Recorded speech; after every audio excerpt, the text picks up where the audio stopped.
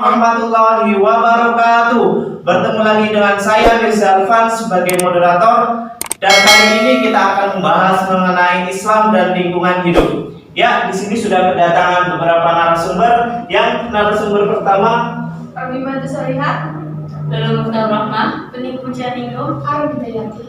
Ya, saya Dwi Ilmawan. Ya, sebelum membahas mengenai Islam dan lingkungan hidup, bagi pemirsa yang ingin bertanya-tanya dapat bertanya melalui nomor 087737926382 atau di Facebook kami yaitu GPL Gerakan Peduli Lingkungan. Ya, tanpa berlama-lama langsung memasuki pembahasan mengenai Islam dan lingkungan hidup. Yang pertama mengenai upaya mengatasi krisis lingkungan yang akan diterangkan oleh Mbak Lulu.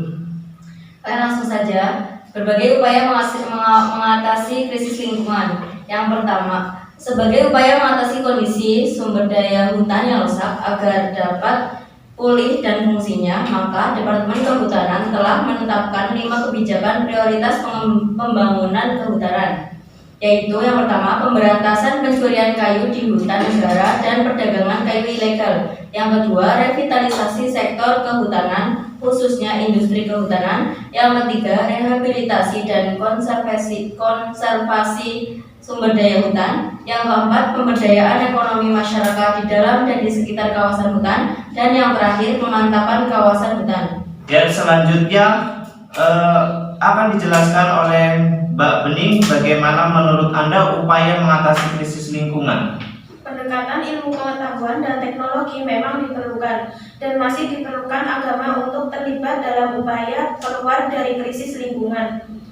Mary Evelyn Tucker adalah seorang guru besar agama di Bucknell University, mengatakan bahwa agama mempunyai 5 resep dasar untuk mengurangi kerusakan hutan dengan cara yang lunak, yaitu melalui pendekatan religius. Resep agama dalam penyelamatan lingkungan itu adalah yang pertama, referensi, yaitu keyakinan yang dimiliki oleh para penganut agama yang dapat diperoleh dari teks kitab suci dan kepercayaannya. Yang kedua ada respect, yaitu berupa nilai-nilai yang ditanamkan kepada pemeluknya untuk menghargai sesama makhluk hidup. Yang ketiga restraint, yaitu agama mengajarkan kepada pemeluknya untuk mampu mengelola dan mengontrol sesuatu supaya penggunaannya tidak mubazir. Yang keempat ada redistribution, yaitu agama mengajarkan kepada umatnya untuk mengembangkan kesalehan sosial berupa kemampuan untuk menyebarkan kekayaan, kegembiraan, dan kebersamaan melalui langkah kedermawanan kepada sesama makhluk Tuhan. Yang kelima, responsibility, yaitu agama mengajarkan bahwa hidup di dunia ini ada tanggung jawab kepada pencipta dan tanggung jawab dalam merawat kondisi lingkungan. Ya, tadi telah dijelaskan mengenai upaya mengatasi krisis lingkungan oleh Mbak Lulu dan Mbak Bening. Selanjutnya akan dijelaskan oleh Mbak Arum mengenai pandangan Islam tentang pengelolaan lingkungan. Dalam Islam, manusia disebut juga makhluk yang terbaik. Dan dari sini dicantumkan dari Quran surat At-Tin, yaitu laqad khalaqnal insana fi ahsani taqwim, yang artinya sesungguhnya telah kami ciptakan manusia dalam bentuk yang paling baik.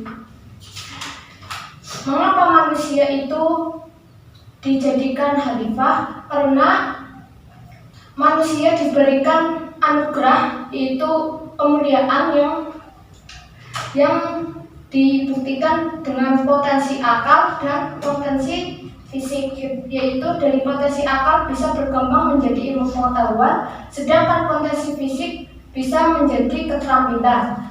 Dan dari sini dapat dikembangkan melalui yang diaktualisasikan seoptimal mungkin melalui proses pendidikan. Ya, selanjutnya akan dijelaskan oleh Mbak Amimah. Ya, telah dijelaskan oleh teman kami, yaitu bahwa telah dijelaskan dalam Al-Quran, dan di sini pula dijelaskan dalam hadis, yaitu ketika hadis itu tentang menerangkan bahwa Allah memberikan pujian kepada orang yang menyingkirkan atau menyingkirkan diri dari jalan. Yang kedua adalah Rasulullah juga mengajari kita untuk melarang merusak lingkungan mulai dari perbuatan yang sangat kecil atau yang sangat remeh. Dan yang terakhir adalah Rasulullah sangat peduli terhadap kelestarian satwanya. Misalnya ketika kita melihat hewan-hewan di luar sana, kita hendaknya minimal jangan menyakitinya.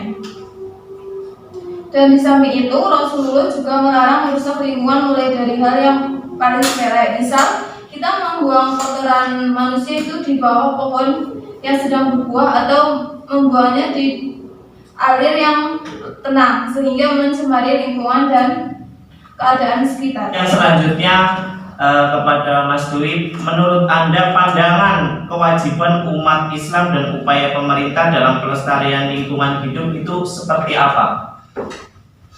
Ya, menurut saya tentang pandangan tentang umat Islam dan upaya pemerintah dalam melestarikan lingkungan hidup ini, yang pertama dalam berinteraksi dan mengelola alam serta lingkungan hidup yang telah diberikan oleh Allah. Manusia memiliki 3 amanat yang harus dilakukan. Di antaranya adalah sebagai berikut ya.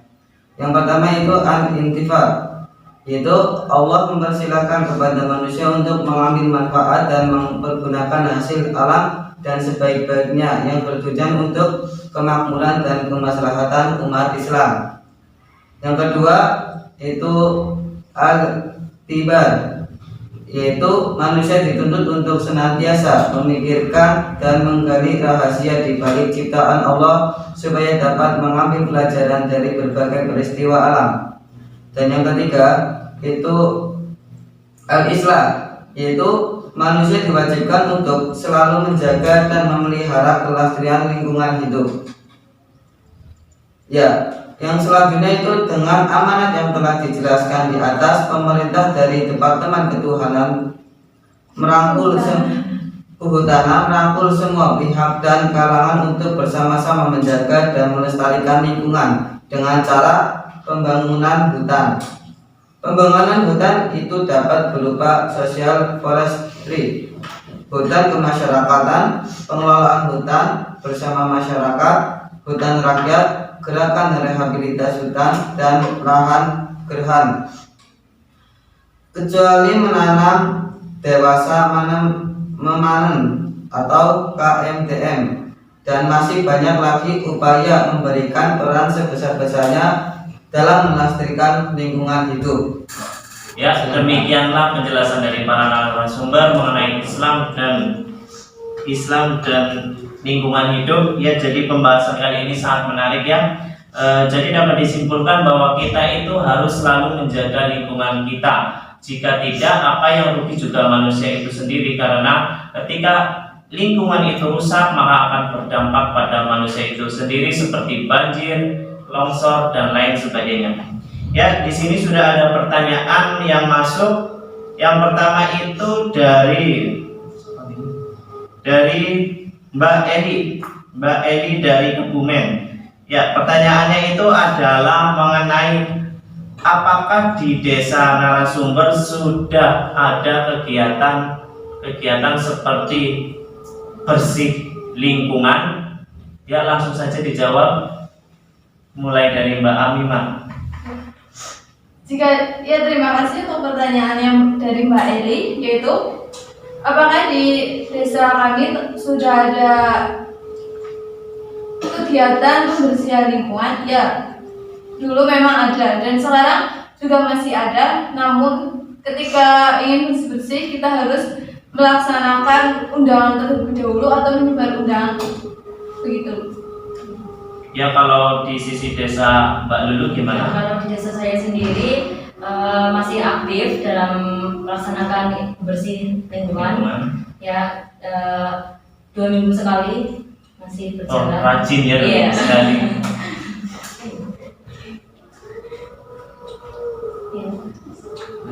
Terus Mbak? Kalau di desa saya itu, kalau dulu itu sangat rajin, mungkin 2 minggu sekali atau seminggu sekali. Tapi kalau sekarang nggak tahu kenapa itu kayak udah nggak berjalan. Kayak menghilang sendiri ya? Iya, jarang pokoknya.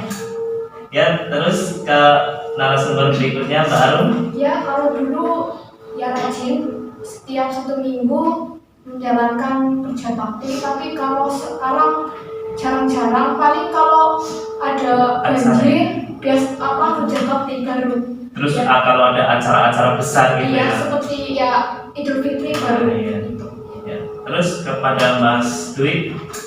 Ya, kalau di desa saya itu untuk sekarang itu masih ada kerja bakti ya.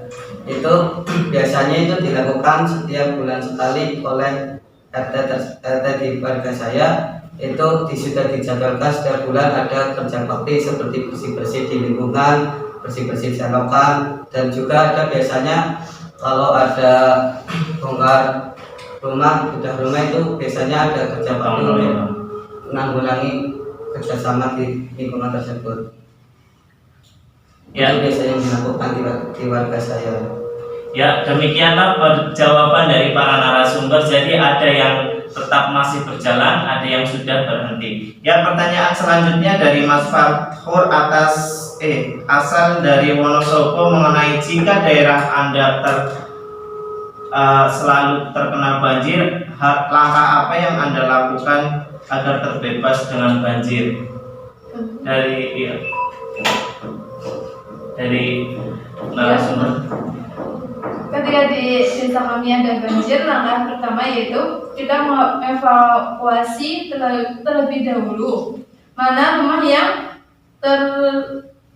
maksudnya tergenang tinggi daripada yang lebih rendah. Jadi kita mengutamakan yang bagian yang tergenang lebih dalam itu ya.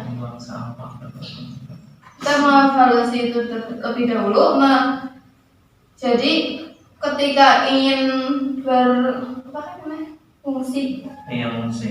Ketika ingin fungsi kita ambil barang-barang yang lebih penting dan kita mengantisipasinya dengan itu.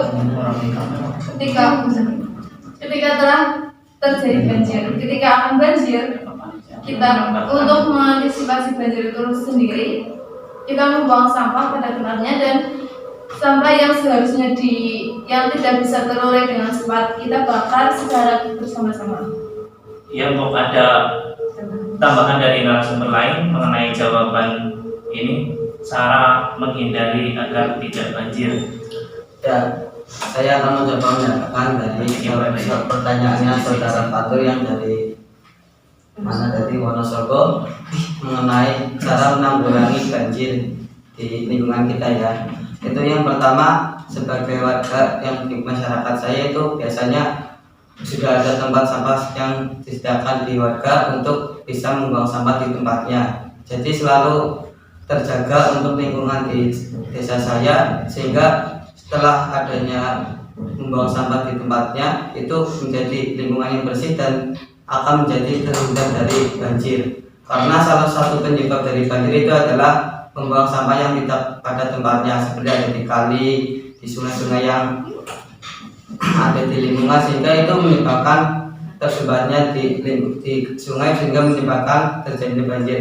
Maka dari itu, dari penanggulangan di desa saya itu agar tidak terjadi banjir itu sudah ada tempat-tempat sampah untuk dibuang sesuai dengan sampah yang ada di lingkungan. Jadi sampah organik itu dibuang ke tempat sampah yang organik, dan sampah yang non organik itu dibuang ke tempat sampah yang non organik, sehingga itu akan mudah untuk kita mengurainya, sehingga tidak sampah-sampah yang organik, yang non organik ini biasanya tidak mudah untuk lenyap di tanah, sehingga maka dari itu sampah-sampah yang nanti non organik ini dikumpulkan menjadi satu dan akan didaur ulang sesuai dengan kebutuhan masyarakat. Itu tambahan dari saya, silakan. Ya, demikianlah jawaban dari Pak narasumber mengenai pertanyaan dari Mas Fathur asal dari Wonosobo. Ya, tata rasa kita sudah berjalan selama 30 menit, artinya kita harus berpisah. Ya, dari saya apabila banyak kesalahan dalam menyampaikan